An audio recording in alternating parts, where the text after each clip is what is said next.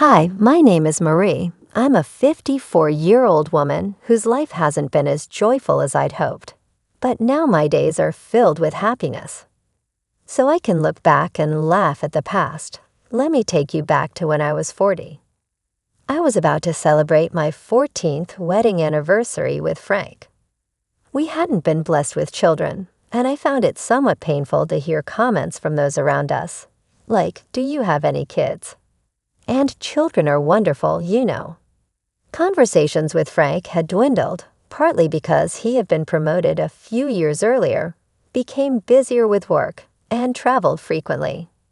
I was working too, so we hardly saw each other.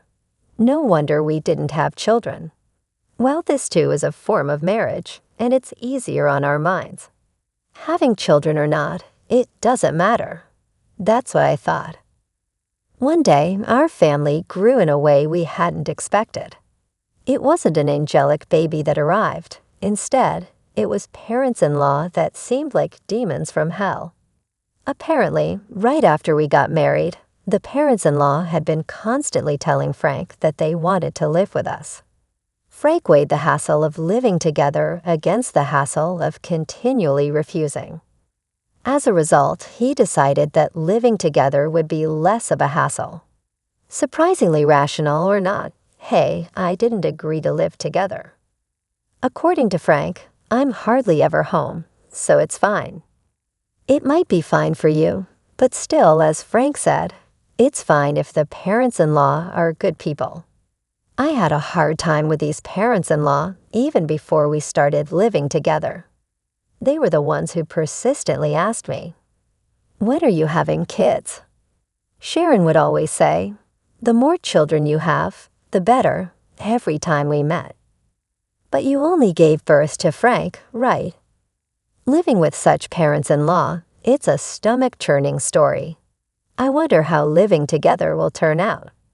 My expectations were quickly betrayed, not in a good way. It turned out even worse than I thought. Donald solemnly declared as we started living together, "We won't give you any pension or living expenses." Then Sharon continued with a smile, "Let's go with that arrangement." Wait, what kind of arrangement is that? Frank also said something like, "We both work, so we can manage without receiving living expenses."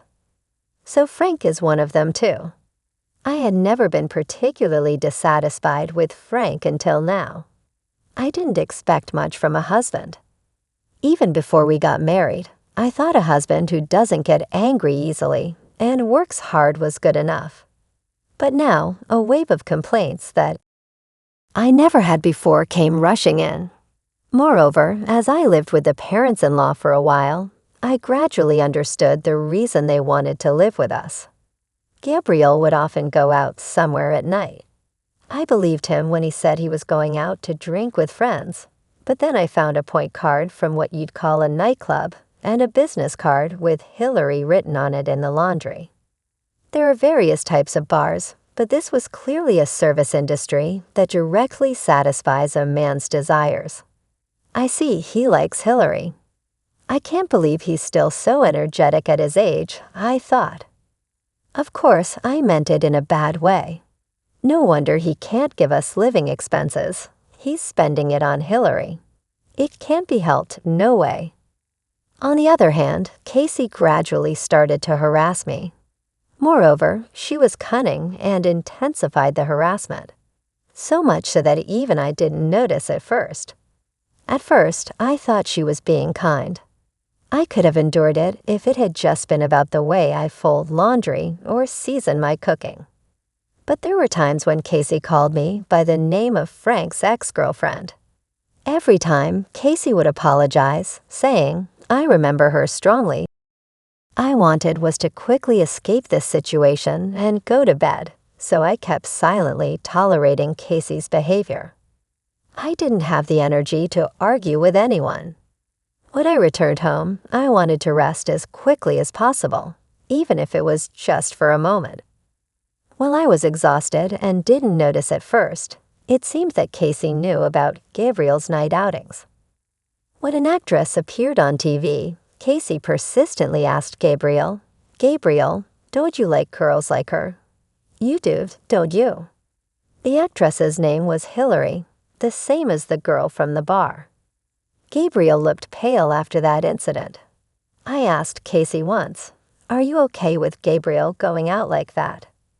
Casey replied, "If I get a divorce, I'll be someone who has a divorce history at this age, right? That's miserable, and it looks bad to society." Of course, I don't like it, but he's just playing with professionals at the bar, right? If he's not serious, I can accept it. She wasn't holding back from divorce because of her concern for Gabriel, but rather she feared becoming someone with a history of divorce. I couldn't understand it. Turning a blind eye to infidelity must be causing her significant internal stress, and Casey's outlet for that stress was harassing me. By harassing me, not only could she vent her stress, but she could also avoid doing housework. It was like killing two birds with one stone. I was certain I knew why Casey had insisted on living with Frank. Since living with the in-laws, Frank increasingly made excuses not to come home, saying he had to work overtime. This house was rotten from the roots to the pillars.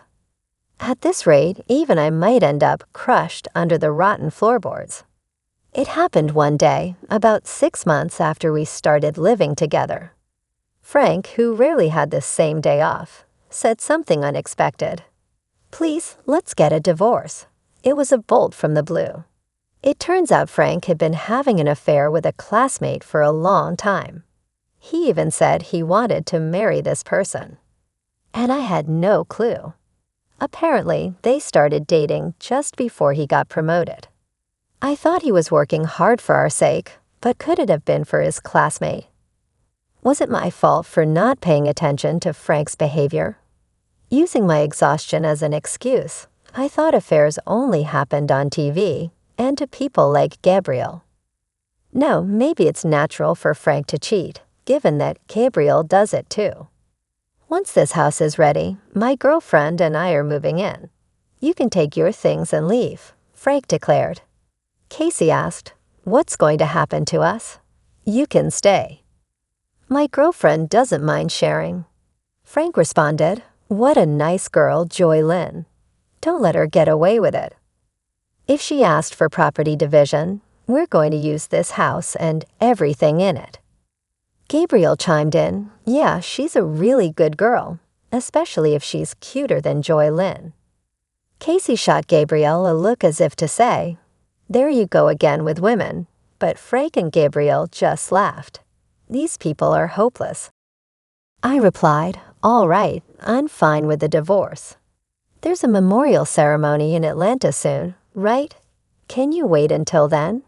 Frank, planning on enjoying the feast at the memorial ceremony, condescendingly asked, "Are you?" How pathetic. There's no way I'm taking a woman who's divorcing me. Just leave already. I retorted, "Who's the pathetic one here? Who cares about the food?" Despite everything, Casey and I, the only women in the room and both cheated on, can't seem to get along. No, I was planning to move out on that day. Going back home is a bit embarrassing since I was cheated on. Finding a place and handling the paperwork takes time. I thought it would work out around then, I explained. But it was Frank, not Casey, who replied condescendingly, "If that's the case, fine." Cheating and then acting all high and mighty. Don't underestimate me. I'll destroy everything. A week passed, and the long-awaited day of revenge finally arrived. That day, my parents-in-law and Frank left the house early in the morning to attend a memorial ceremony in Atlanta. They planned to return by evening. All right then, let's give it a try, I thought. The garbage collection service I had hired arrived, and I had them load all the furniture in the house into the truck. The sofa, the microwave, Frank and the parents-in-law's bed, and Casey's clothes that had accumulated since moving in. Frank's favorite new vacuum cleaner, even the refrigerator and its contents. All of it gone. Ah, minimalism is wonderful. With each item thrown away, it felt like my troubles were disappearing. Next, the movers came to transport my important belongings to my new place. By evening, the house was empty. The front door made a sound. It seemed Frank and the others had returned. I decided to greet them one last time as a good wife and stood at the entrance with a smile. "What? You're still here?" Frank frowned openly. So did my parents-in-law. "Oh, that's harsh. It's the last time, so it's fine to see each other's faces before leaving, right?" I wanted to see your face. "Huh, you still care about me?" I blushed slightly. He chuckled. "What's the big deal?" "Fine, let's have a meal together one last time, shall we?" Frank, strangely in a good mood, headed towards the living room, saying this. Casey followed, looking exasperated, saying, "Frank is so sweet." Gabriel, on the other hand, turned to me with a proud look, saying, "That's my son." I was baffled. Having a meal, huh? It would have been a nice way to part if there was anything left to eat. "Huh? What? What?" I said. Frank, upon opening the living room door, let out a silent exclamation. Casey, annoyed, peeked into the living room after Franken exclaimed, "Just like him." Gabriel did the same. Well, wait, well, why? The fridge. No, even the furniture, appliances too. Why is there nothing anywhere? I calmly replied, "Of course I threw them out. The house feels much bigger now, doesn't it? I thought it would be bad to leave old furniture for your new life with your girlfriend. Consider it my parting gift." Frank, shocked, asked, "Threw them out? Why? Why weren't you preparing to move?" "I've already moved. You throw away things you don't need when you move, right? Have you forgotten most of the things we bought when we got married were purchased with my money? Nothing bad will happen just because I, who didn't need them, threw them away." At my words, Frank points at me, his mouth moving but no words coming out. He seems too shocked to speak. With this, I'll forego any division of property. Well, there's hardly anything to divide anyway. I continue, smiling. Casey, furious, says, "What have you done?" I'll return that phrase to your foolish son. There are limits to indecency. Like cheating while having a wife and then saying to leave because you're remarrying. Wasn't your upbringing at fault? How could you speak to me like that? You were such a terrible daughter-in-law. Do you still consider yourself my mother-in-law? To me, you're just another old lady. I speak with a malicious smile, and Casey mutters, so ungracious, shaking with anger. It's a secret that seeing Casey angry is starting to be a bit fun. Don't you remember? If I ask for division of this house, you can't refuse, can you? Without the house, where would you two strangers live? You sold your family home, right? Yes, the parents-in-law had sold their house when they moved in with us. "We won't need it anymore," they had said. So this house was absolutely necessary for them. They sided with their son's affair over his wife, probably thinking, as long as there's a house with a housemaid, anything goes. Hearing my words, perhaps feeling rushed, Gabriel intervenes. Well, let's settle this amicably, pretending to be a good person." "Yes, let's do that. Let's proceed calmly, just like the old man." I mean just like Gabriel suggests." "Exactly, you know what I'm talking about, Joy. By the way, Gabriel, wasn't your cell phone broken today, huh?" "Oh yeah, I realized it after leaving the house. It wouldn't turn on. If charging doesn't work, I guess I'll have to consult the store." "There's no need for that. Your cell phone is right here," I say, pulling Gabriel's cell phone from my pocket. "Huh? Two identical phones?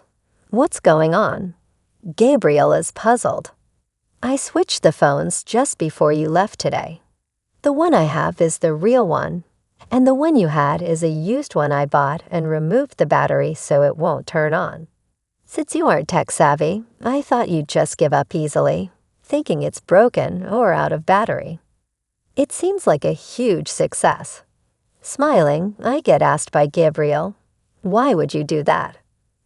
Why, you wonder? Well, I have no clue.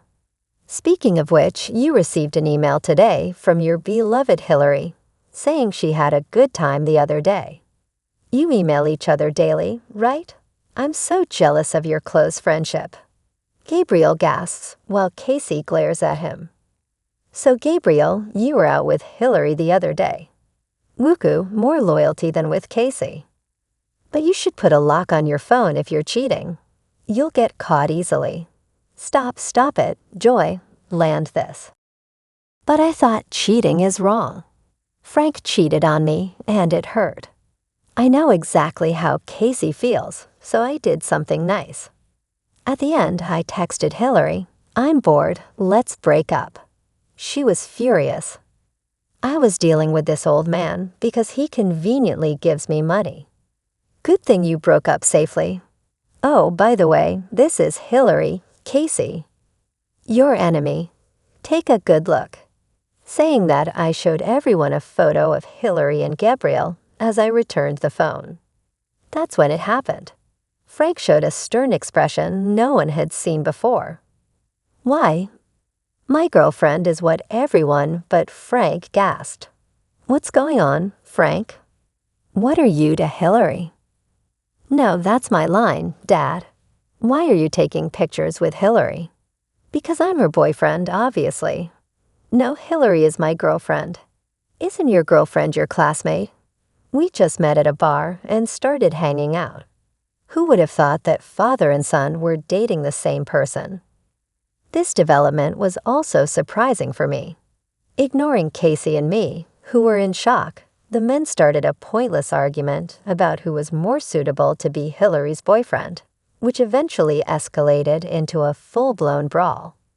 Pulling each other's hair, the brawl ended when Frank pulled out a significant amount of Gabriel's precious thinning hair.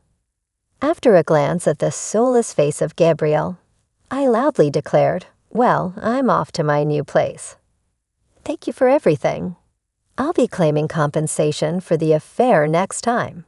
Bye." I had said there would be no property division, but I didn't mean compensation. Casey realized that this was a serious affair, and swinging the bag she was holding, began furiously beating Gabriel in a rage. Gabriel stood there, head hung low, as if he had been burned out completely, unable to process everything happening all at once. Watching this living hell unfold beside me, I couldn't stop smiling as I hopped on my beloved scooter and left the scene. Although it's a far stretch in my mind, I felt like Tom Cruise in Top Gun. Oh, it's been a while since I've ridden down such a refreshing night road. This is the best. Later on, when I proposed divorce, including the alimony, Frank said, "Please wait on the divorce." It seems that Casey is also considering divorce, and there is a possibility that everyone might lose their homes or their circumstances might change. So he wants to save as much money as possible. He said things like, "Don't you think it's pitiful for us who once lived together to face such a difficult situation? And we need money now." But I didn't care. So I proceeded with the divorce talks without discussion and took as much money as I could get from Frank and his affair partner. When claiming the alimony, I felt a bit like an outlaw, but I hadn't done anything wrong. I had just done what was natural. Well, maybe tampering with someone's phone was slightly wrong. In the end, around the same time as our divorce, it seemed that Casey also divorced Gabriel. Apparently, Gabriel and Nye's affair had been going on for over 5 years, and Casey couldn't forgive that they had a relationship in private as well. I don't quite understand why bar hopping is forgivable, but private relationships aren't. I thought there are various forms of marriage. Well, in the end, we're not married anymore. Anyway, Gabriel was sued for alimony by Casey, and Frank was sued for alimony by me. So the saying "blood will out" held true, and the in-laws are now all scattered. Casey, having been cheated on by Gabriel, seemed to have grown to despise men in general, including Frank, who had abandoned me in a similar manner. As a result, Frank and Casey, after the divorce, are slowly becoming distant, though they do have minimal conversations. Gabriel, jobless, turned to Frank for help but was rejected, as Frank himself was barely scraping by. Frank is juggling multiple jobs, while Casey, who had been a housewife since her early marriage, is experiencing work for the first time with a part-time job. Gabriel became a part-time worker, living in a cheap hotel. Frank, eager to marry Hillary, learned that she wasn't interested. Hillary saw both Frank and Gabriel as mere extensions of her bar work, as convenient sources of money. It turned out that Hillary had other men besides Frank in the same capacity. Frank, having been classmates with her, mistook her for being serious and believed she was his destiny. But in reality, it was a foolish and trivial story. In the end, both men were deemed unnecessary by Hillary, even as convenient sources of money, and were discarded. From my perspective, I thought, since I'm leaving, might as well destroy everything in the process, just as I aimed. I'm very satisfied having witnessed the spectacular collapse of a family. No one in that family valued each other, only caring about themselves. So the outcome was, in a way, inevitable. Essentially, they were a family in name only, lacking any compassion. Now, I think it was good that I got away from that household. On the other hand, while I still come home exhausted from work every day, living alone has freed up my time as I no longer need to allocate it for someone else. I had more freedom then. When I was married, I hardly had time to meet my college friends. But now I can travel with them on my days off and even have time for my hobbies. In college, I was part of the choir, so I decided to join a karaoke club. It seems that one can continue to improve in music no matter the age. I consistently win at the club's competitions and even earn cash prizes. Thanks to that, my wallet is always warmly filled. At the facility where I work, my colleague suggested hosting a karaoke recreation event since I'm good at it. And it was a huge hit. I received many compliments like, "You're so good," and was thrilled to bring smiles to the residents through my personal hobby. Something I hadn't expected. By the way, my go-to performances are Unchained Melody and My Heart Will Go On. The lyrics of older songs are just so wonderful. I don't really understand recent songs, but I guess I should study up. Though my days aren't glamorous, I'm surrounded by friendly colleagues, trustworthy friends, and kind residents who feel like family. Beyond work boundaries, finally, it seems like I've become the Joyland I was meant to be. From now on, I aim to be someone who not only receives joy, but also shares it with others. All right, let's do our best at work today. I'll wholeheartedly celebrate the residents' birthdays.